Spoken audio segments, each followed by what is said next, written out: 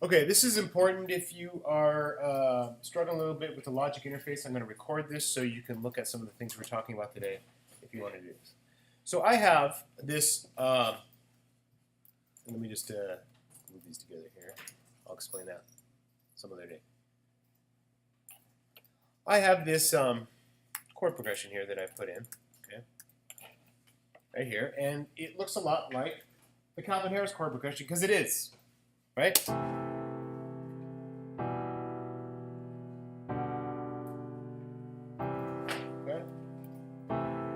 Piano is already a dark, mournful instrument as it is already.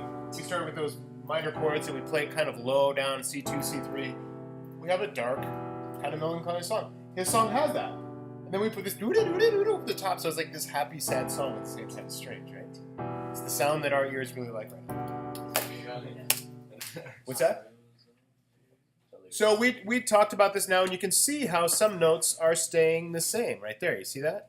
Especially that G, right? That just hangs out the whole time. This B lasts for 2. Okay, we have the B here. I'm sorry, the E here is for 3 of the 4, right? So by reusing notes across those chords, he can contain that kind of flow sound to it. He does the same thing in his melody, which is part of what we like about it. Okay? So be looking for that when you put your accompaniment down. My accompaniment does not look like this. Well, that one could be okay. That's weird, right? I've got this big jump here. You can see it.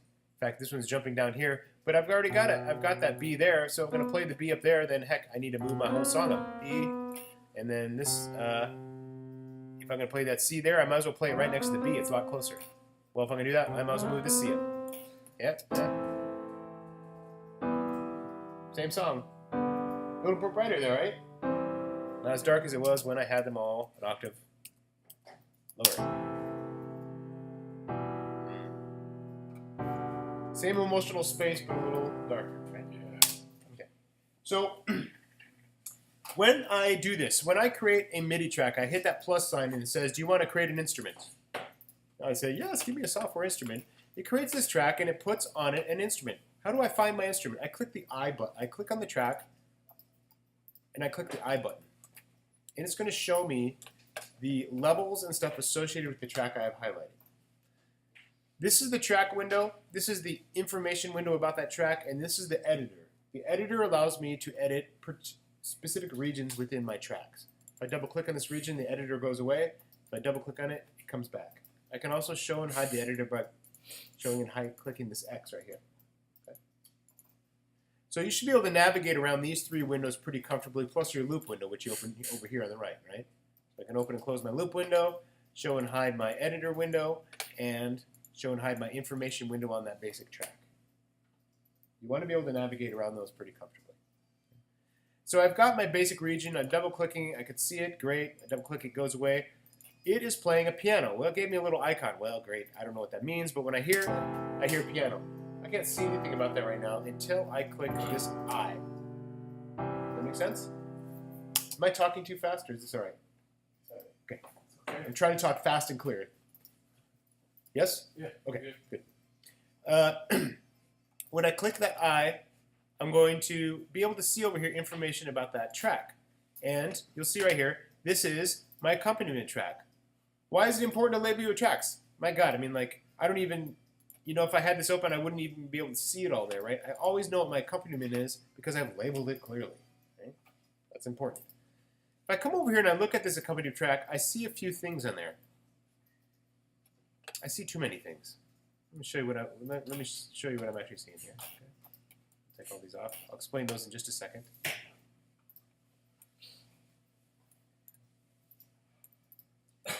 When I create a basic track, it's going to look like this. In fact, I can go here. Yay, there we go. Okay. When I create a basic track, what it does is it gives me this track right here, and then I have to put on it an instrument. And you'll see right here, this is actually the input for the track. Okay? Why they don't put it at the top, I don't know. That's where I put input. Okay? Because here's the output right here. Input for a track. I need to pick an instrument to go on it. Okay? Now, I happen to know many of you probably would know that the EXS24 sampler is the instrument that's going to have a nice piano sound on it. And I go here and I will pick acoustic piano. And I'll have.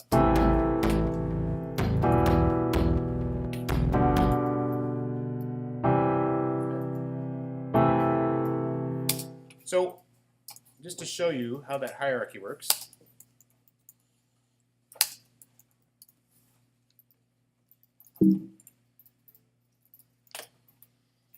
Oops, I didn't mean to do that. I have a track. Under that track, I have an instrument. Under that instrument, I have patches. Okay? I'm just going to show you what that means here. I'll explain more in just a second. Okay? Track, instrument, patches. So here I have my track. Here I put in my instrument, which in this case is an EX24. Look how many different instruments I can choose from in Logic. One, in fact, there's a whole other set of them here.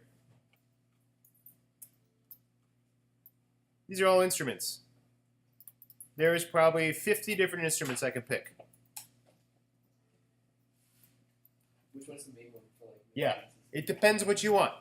So if you want drums, obviously this. If you want soft FM frequency sounds that sound more like bells, you want that one. If you want background sounds, ensemble, for accompaniment, that one. If you want a monophonic synth, which is good for bass or lead, you want that one. If you want polyphonic synth, which is good for things that blend between accompaniment and lead, you want that one. If you want to be able to edit your lead or accompaniment and manage those, these two are good. This one's going to sound like a voice. This one's going to sample real sounds. I don't know. The retro one's kind of cool, funky. I don't know much about it. Sculpture is pretty wild. You can do some wild stuff for ambience with that one. Ultra Beats drums. If you want to sound like an organ, pick that one. Clav, pick that one. Piano, pick that one. How's that? That's what I know. It's awesome. Okay. In each one of those instruments, so let's say I picked that EXS24. When I double-click that, if I double-click that plugin by clicking in the middle part of it, sorry, just to show you plugins, this hides or activates and deactivates the plugin, the power. This allows you to select the plugin, and you double-click in the middle to get the plugin. Inside, each plugin is a set of patches. Now, the first thing you have to do when you get inside an instrument is figure out how the heck it allows you to pick patches, right? This one does it here. I just happen to know that because I've used it a billion times, okay? I come in here, and I can see now I've got 10, 50. I will end up with maybe 200 patches under each instrument that I could pick from. The patch is the particular sound that instrument plays. Each of these instruments has a set of sounds that it plays the best, which I just kind of ran through there in a second. So we've probably got 1,000 sounds that we could pick right now, easily. Then not only that, when we get to synthesizing it, we can actually design each sound individually. So it is limitless. Does that make sense? Very quickly, limitless. Bit overwhelming, right? Bit overwhelming. So what I would do right now is maybe use these parentheses, if you can't quite figure out what it means, to pick a sound you want. If you're like, you know, I want a kind of a piano sound, go for a piano type instrument, because the patches under that will be mainly piano. Does that make sense? If you want something that sounds real, pick a sampler. Okay? Sampler's going to have the ones that sound most like regular instruments. If I pick this synthesizer right here, it's going to sound like something. And I think the patches on this one are here. Okay, here they are. Not as many.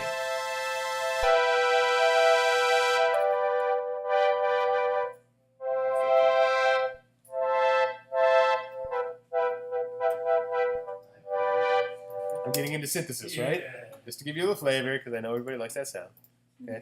So anyway, here's another one.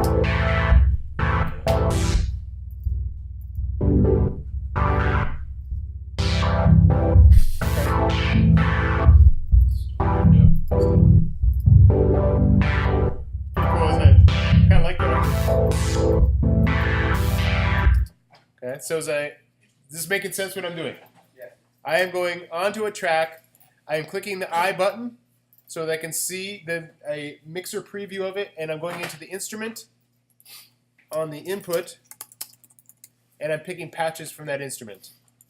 There's many instruments, many even more patches within each instrument.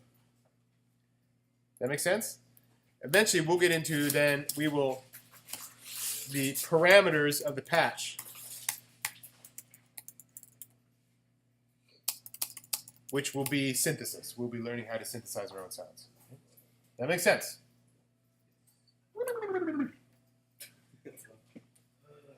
Okay, just to make this more confusing, I'm still on this darn track. I've still just got my 4 chords that I'm trying to play, right?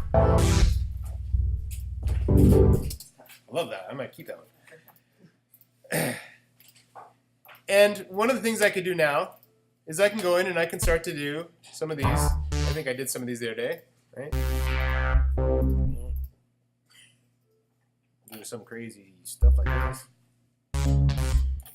I have no idea how it's going to sound with this synth.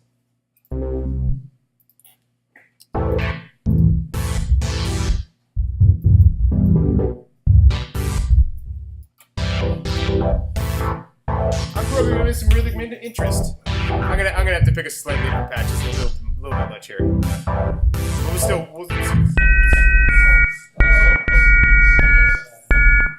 You thought I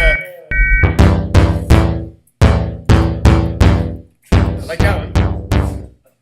Okay, here we go. Now we're happening. I can do stuff like this.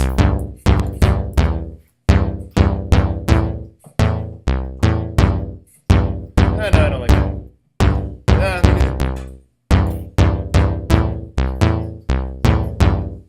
Hey, I don't like that either.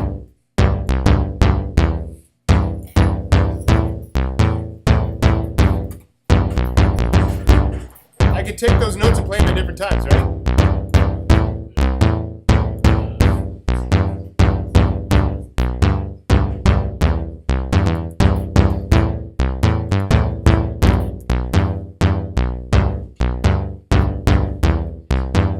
I'm just thinking out a little bit.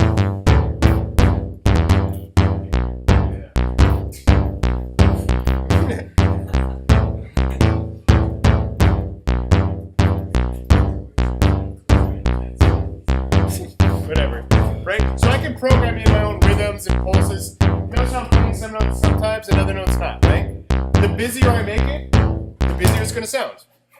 Duh. If I start making my accompaniment really busy, what am I doing to my lead and my bass? Taking the shine away, exactly. And they're going to have to be simpler, aren't they? So I decide how fancy I want to get. I mean, it can get really crazy, right? If I start doing all sorts of nutso things, yeah, I can really screw it up. It's just like loops. Just consider each one of these loops, right? This is going to make you crazy if you hear this much.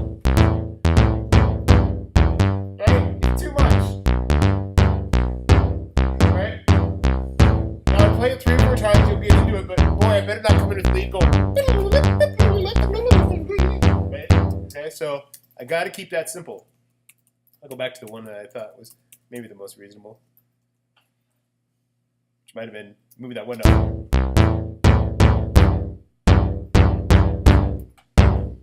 Like that, I did this, right? Because now you got some space. That make sense? Yeah. Okay. That's one thing I can do right there. Now, of course, just like our frogs trying to get across the pond, most musicians are lazy buggers, right? Because we have 1,000 patches, we want to save our work for when we really need it, right? We want to do as little as possible. So, Logic, of course, makes this easy for you by making things more difficult. So, if we want to pick and have Logic, I'm sorry, there's another thing I'm going to do here. Hang on. I want to show you one more thing before you. So I've done all that.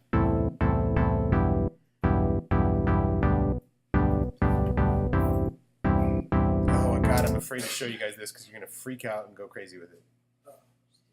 Okay, let's do it. Oh God, here we go. It's a rat hole. Why am I doing this? No, I'm not going to. It's too much.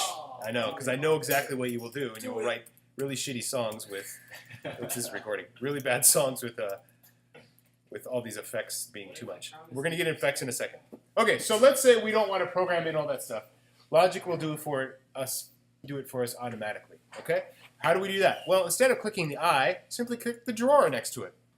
And you can pick what are called, if you can remember, they're called channel strips. Okay? What is a channel strip? Well, a channel strip on a track will automatically load your instrument, the patch, the parameters of the patch, and it will also load plugins. Plugins. It will also automatically load plugins on your track to give it a broader sound. How does that work? Well, if I come over here, one of the things I can pick is like this arpeggiator. So I've clicked this drawer, I've come here, I can pick arpeggiator, and I can pick, yeah, synth chords. That sounds kind of good, right?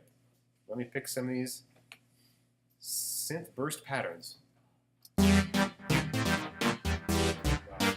already putting in some rhythm for me. See that? I just hold down the notes and it does all the work for me.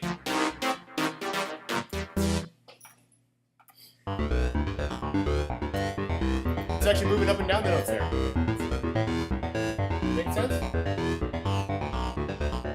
Questions? So for you to actually preview a track, you already need set chords in the track, right? Yeah, you need to actually have a note playing in a region to audition the patches, the channel strips, the instruments, and the patch within it. That make sense? So I have to have something going. That's why usually we'll build your chord thing. And so here I'm going to try to find one. That's horrible.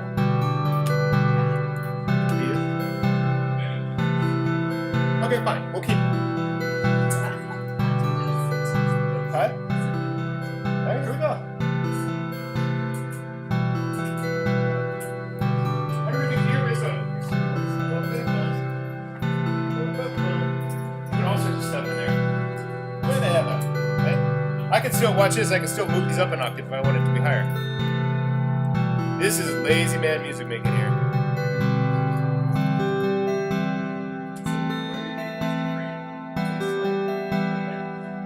Okay, so I click the track, click the region in the track, and I hit this drawer. And I can go into this drawer and you'll see it's just like the loop browser on the other side. I can go scroll to the left here and I can pick all these different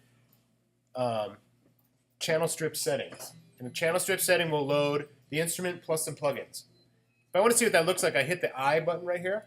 And I can see now, look at all the stuff it has loaded on that track. It's loaded a sculpture instrument, an arpeggiator, a pedal board, a tape delay, a compressor, and some sends, which we won't even get into. It's crazy what that just loaded for us.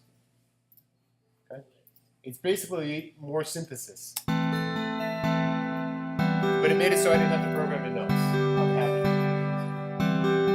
If I want to turn down some of the echo, I probably can. I can use some of these.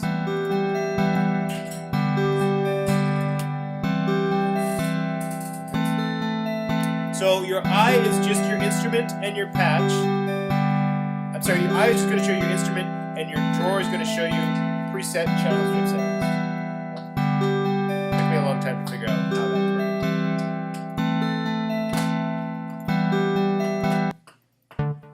works. See all those change?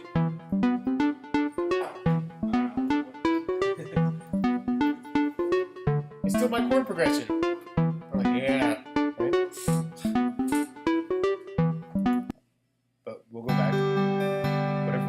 Once she gets. Here we go. Oh, it's awesome.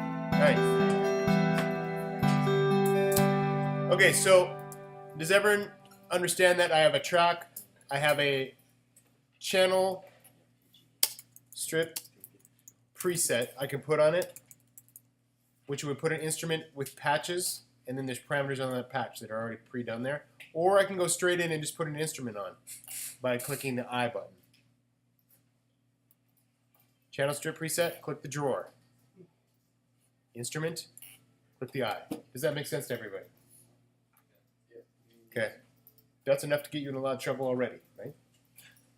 Enough to get you in trouble already. So as I go in and I want to build my song, if I've got this progression, now I already had some bass notes down here, so let's see what the bass is.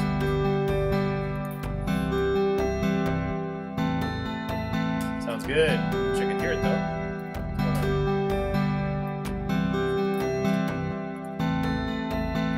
It's just quiet. It's about.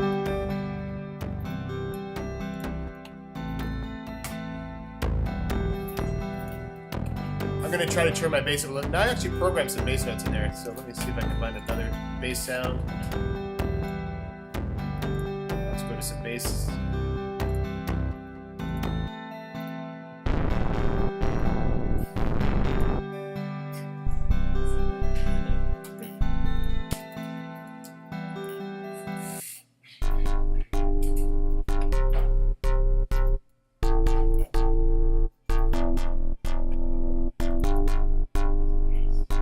Not, is it? So what do I need to do? I need to take all these notes, move them down an octave. Okay, but I like the sound of it. Yeah. Everyone see what I just did there? Okay.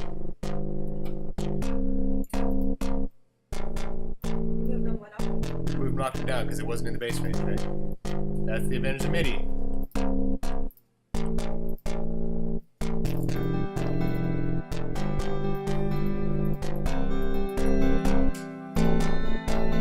Good there, right? And then I'm just gonna go start adding some loops on this. Got my analog drum machine. Let's keep that same loop.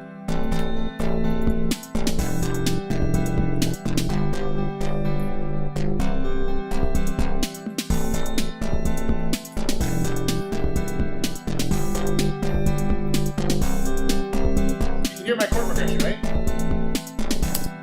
Now I might throw some of my chords over the top. Let's see what I got for lead. I have no idea what's about to happen.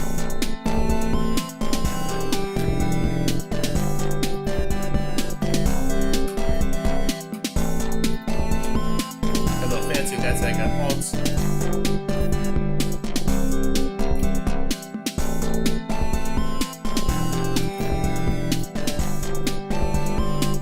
No? Okay.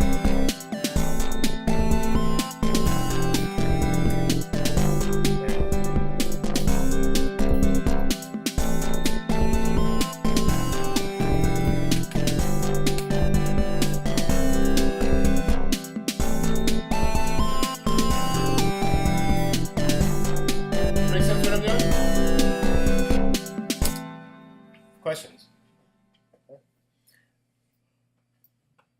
Then, I'm just going to build my song. Basically, once you get those 4 bars, you kind of got it.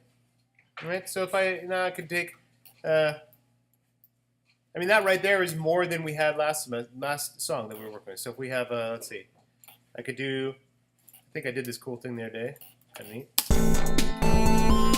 I did this.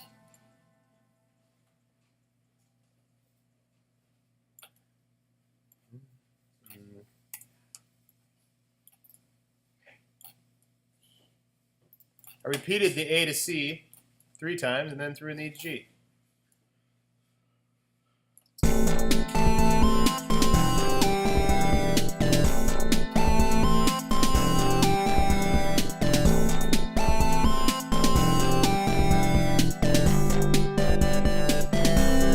then I was like, well, that was a little too repetitive, so then I take out.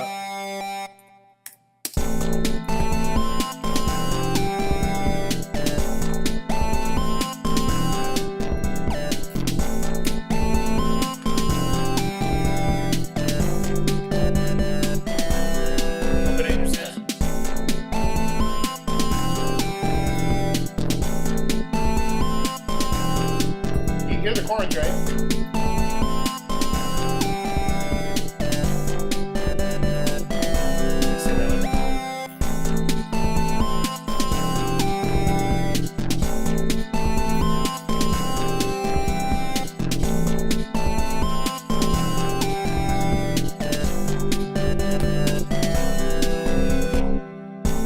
Right? Making the song. I am not working and not thinking too hard here. I'm just using it visually, right? I'm not even listening to it. I just kind of know it. Oh, you want to change things up now and then. You know, and then maybe here.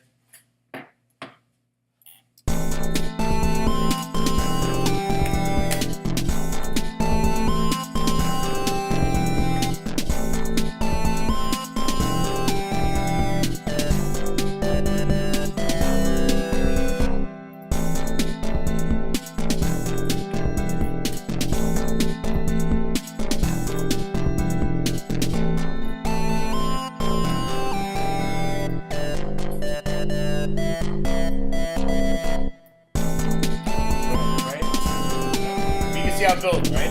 I'm just growing right out of the thing. No, I guess.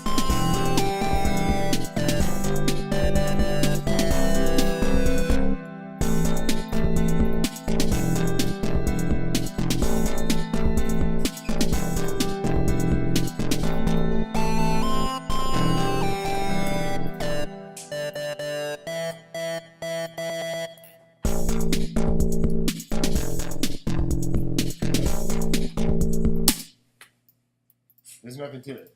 Right? Once you get that chord progression, you got your movement, right? I could even stay in that. I could stay down in this one, right? I could be in this one. I could loop this for a long time. I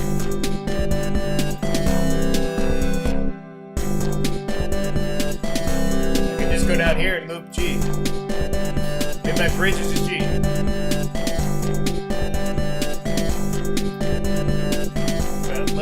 Right, you can hear it, you build and build, and then jump back to it.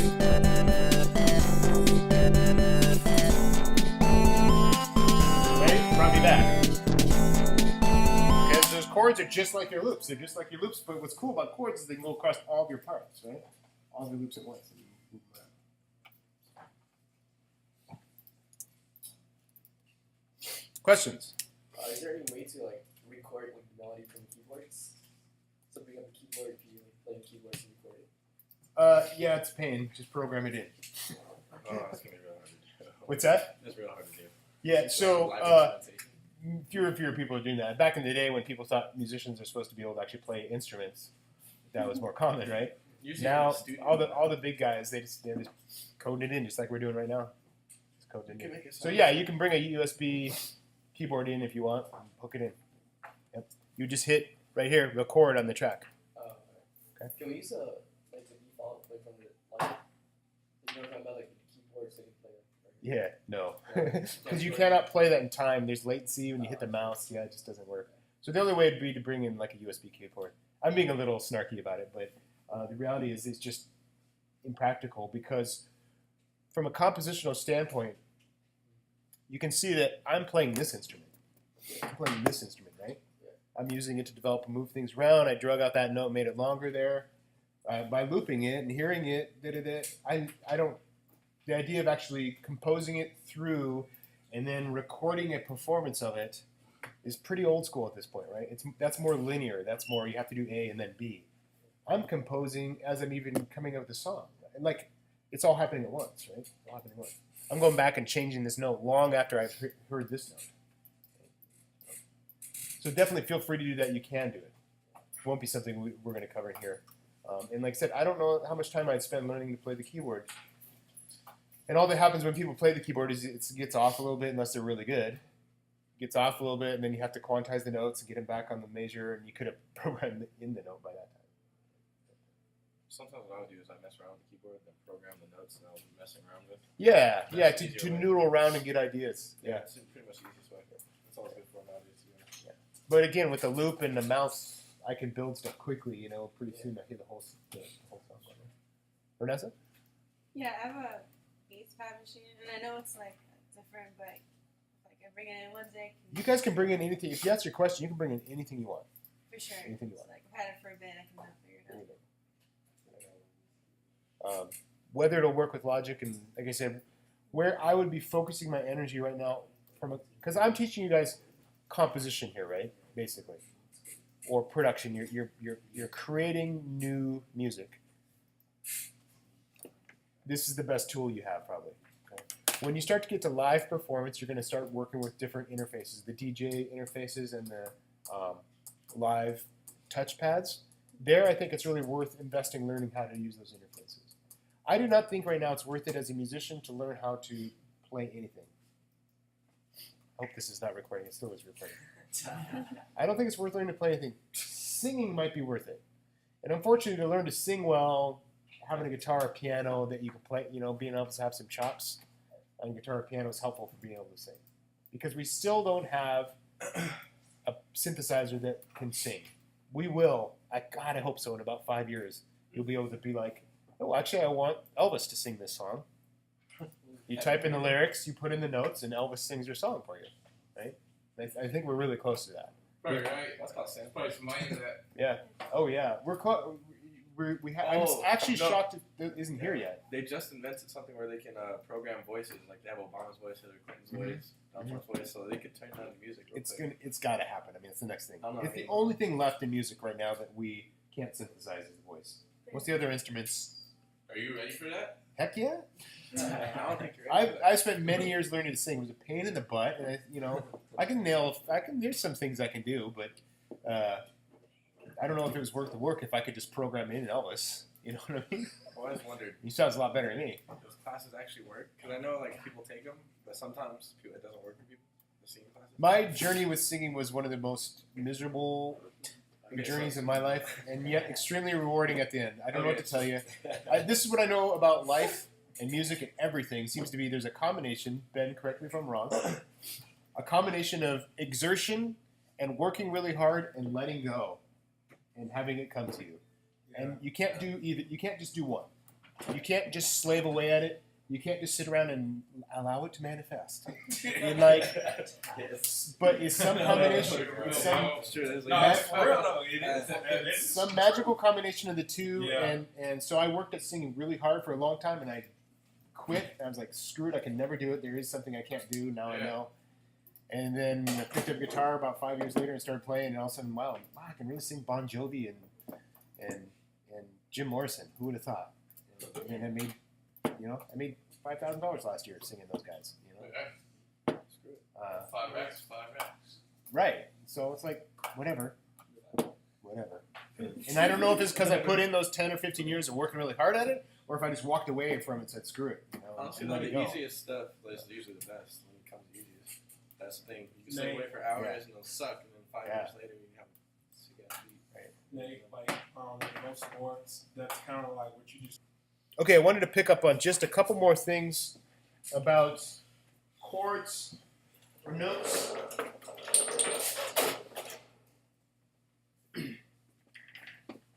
That are not in the chord. So if I've got my first chord here, and it is my ACE or EGB, right? If I go up to my melody now, and I'm just gonna mute.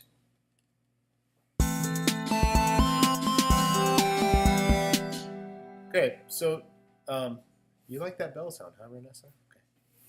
Kind of. It was just like a. So if focus. I've got this playing right now, you'll see when I play that ba ba da ba. This is in the chord of A. If I click both those, you'll see that I'm playing an A and a C, right? Da da da da da. Okay, but when I hold that C over the E and the G, it's now what note in the E chord over E? Sorry, what note over E is C? The sixth. Yeah, I know. Using your brains here, right? I remember when I learned this stuff, I was sitting in your seats and I had a really cool, not that I'm saying I am, but my music theory teacher in community college was awesome. He had me very inspired. So here I am sitting here with you guys, passing it on. So by holding that C over the E chord, I'm creating the coloration of that sixth where it's not in the chord, but it's still kind of pretty. And then I drop down to that G, which is in the E chord. Does that make sense? If I wanted to make this follow the lines better, I might have to, or one thing I could do is this. Now I would just be anticipating. Watch this.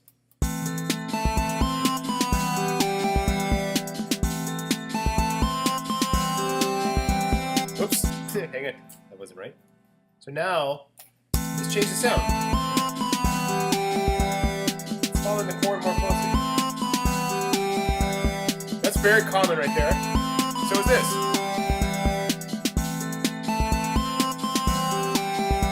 Either one's common. I'm taking this note and I'm crossing. You see that line there at that 6, right? Where the chord changes, but the note isn't. That's what's so important, right? Crossing that line. Same holding this note here. We can do that in our melody and it'll create interest. That's technique number 1 I want to talk about. 2 is, even if we stayed up here, we want to add some non-chord tones. It would look something like this.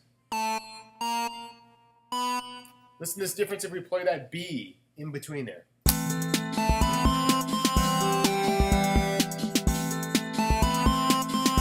Just that one note. Listen to the difference between that and this. Okay? When I start putting in notes that aren't in the chord, between notes that are in the chord, it's called a passing note or passing tone. Okay? It creates color. It will sound more melodic. And in our day and age, it'll sound older. It'll sound a little more cute, a little too pretty for us. We tend to avoid it a little bit. Okay? We tend to avoid it. But you can do it. I wouldn't want to do this.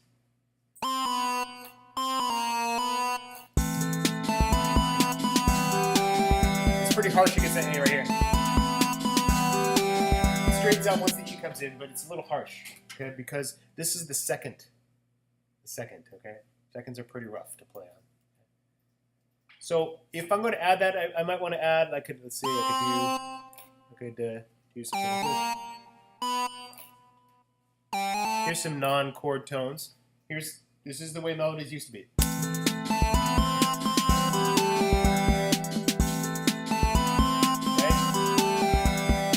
It's really emphasizing the scale more than the chord.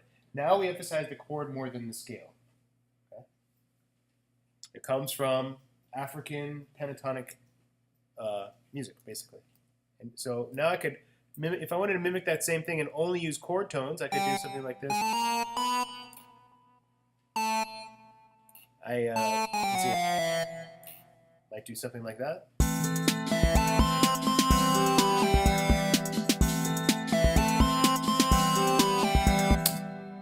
Can you guys hear what I'm doing? So if it's moving scalar, meaning by step, step means the each going by seconds, basically. It's going to sound more melodic and flowy like singing. If it's moving by leap, which means moving more than a step, like a third or a fifth, and staying on chord tones, it's going to sound more static. It's going to sound more like James Brown, really. This is the note version of James Brown, not just the chords. Okay? Actually, the note version of James Brown, as we know, would look a little bit more like this. Right? This is James Brown.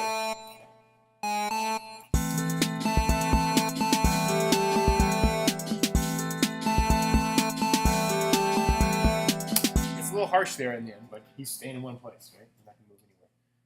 As we move this way, we start to now step around, which means we're kind of static with the chords. And as we start to move this way, we start to, that was leap around, and this would be more step around.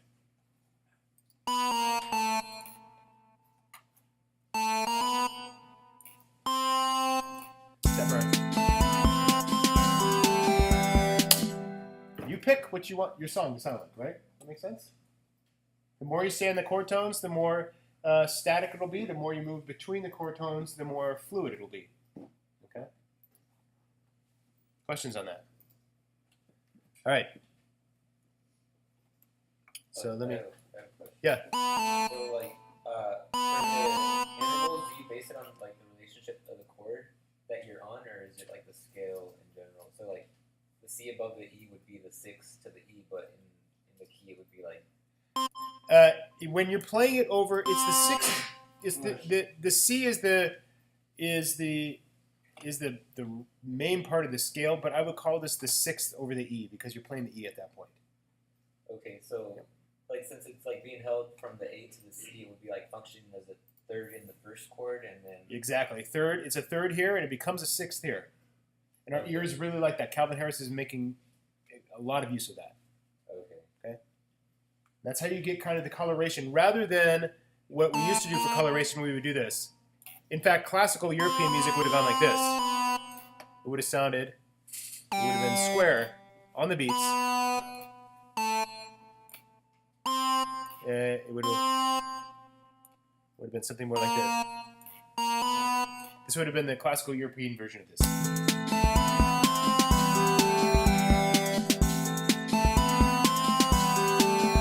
And maybe you would have done this in twice.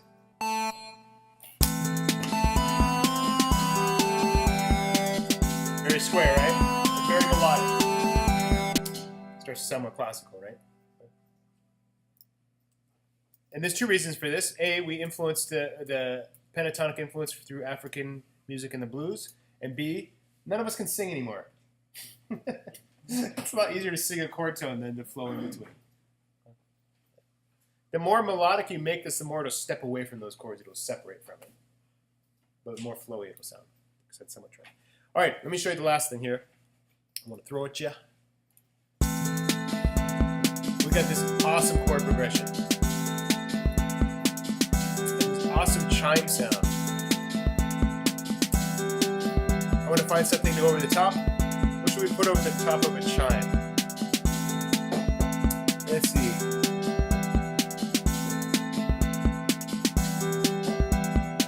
Let's do a lead. I'm just going to try now to find a monophonic lead sound.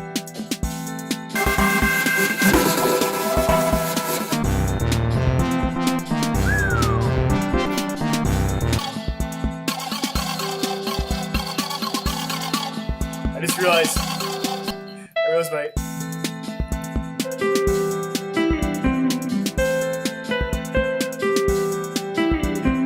I love that. The notes aren't quite working. What can I do? Well, I can drag this over. Check this out.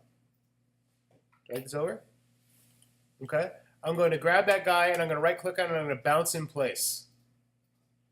I have to do this because that thing just changed key when I drug it over to the key of C. And I'm playing in A, so I don't know what those notes are, but I just like the sound of it with it. So I'm going to see if I can now midify, make that that audio file into something I can manipulate around. So I bring it over, I right click on it, I bounce in place, and this will convert it into audio. I'll leave the new thing, and I'll just call it bounced lead. We'll see what happens there. I'm going to bypass the effects, and I'm going to ignore the volume and pan. And it should bring a new track right down below there. Okay? Which I'm going to unmute. I'm going to solo. Okay? Make that.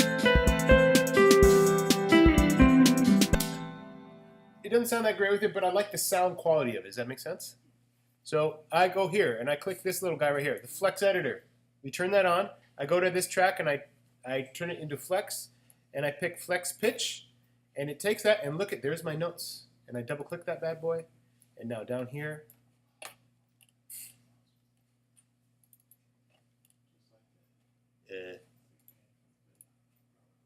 yeah, this is definitely something.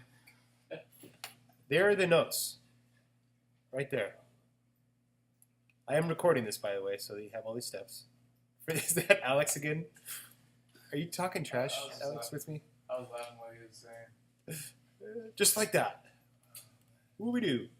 That's showing me the notes for each one. What's my first chord? A, C, E, right? Look, there's a C. That B is not going to sound good, is it? So I'm going to go and drag that down to an A. And then my E, G, B, I've got a note that's hanging over. I'll have that G. Sure, that might work. And then I got this E and this D. And I've got I'm going to drag that down, that bad boy. Oops, I'm not going to do that. Just close this loop so I can get a little zoomed in there.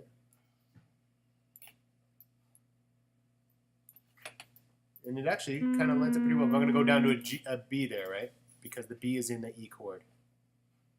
This E chord right here, sorry.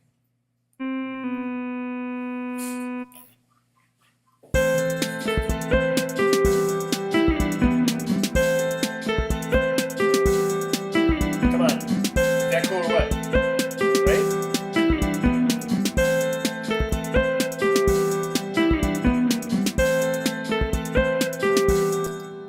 Then I can add back in my bass. And I might even be able to see what happens to it.